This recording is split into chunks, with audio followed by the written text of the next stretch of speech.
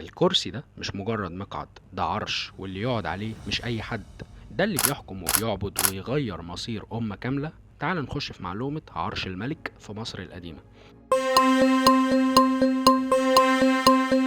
في قلب القصر الملكي وتحديدا قاعة العرش واللي كان بيتوج المجد، عرش الملك مش بس كان مكان بيقعد عليه، لا ده كان رمز للسلطة المطلقة والحكم الإلهي ومركز الطقوس الدينية والسياسية. العرش نفسه ده كان بيتعامل مع الناس كأنه كائن حي ليه قدسيته ومكانته وهيبته. كرسي العرش غالبا كان بيتعمل من خشب الأبانوس أو الجميز، وكان بيترصع بالذهب والأحجار الكريمة. كل تفصيلة فيه بتأكد إن ليه معنى خاص. اللون الأسود اللي على الجوانب رمز للهيبة والقوة. مناظر الآلهة على الظهر بتأكد إن الملك بيحكم بتفويض إلهي جاي من فوق. وكان دايما العرش بيتحط في مكان عالي جوه القاعة، وقدام العرش مفيش كراسي تانية عشان مفيش أعلى من الملك في الدولة، ومفيش حتى حد يساويه حتى لو كانت مراته أو كبار الكهنة. كان في تقليد مميز جدا في بعض العصور في مصر القديمة، وهو إن الملك ما يقدرش يقعد على كرسي العرش إلا بعد ما يعمل شوية طقوس معينة زي طقس التطهير. وده كان تأكيد على إن العرش مش مجرد مكان للراحة، بل مسؤولية كبيرة جدا لا يتحملها أي رجل في الدولة. وكمان في بعض الحالات كان بيتم دفن الملك في مقبرة ومعاه نسخة مصغرة من عرشه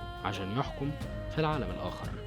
من أشهر وأجمل العروش اللي اكتشفناها هو عرش الملك الصغير حبيبي توت، اتلقى في مقبرته في وادي الملوك سنة 1922، واللي ملهاش أي علاقة بلعنة فراعنة. العرش ده كان مترصع بالذهب بالكامل ومزين برسومات للملك وهو قاعد مع مراته عنخ إيسن آمون.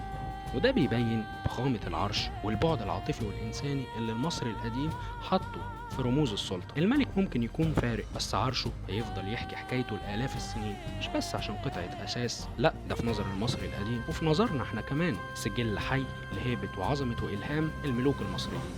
لو عجبك المحتوى شيره ادعمه وقول لنا تحب نتكلم عن ايه تاني عن حياة المصري القديم. شكرا.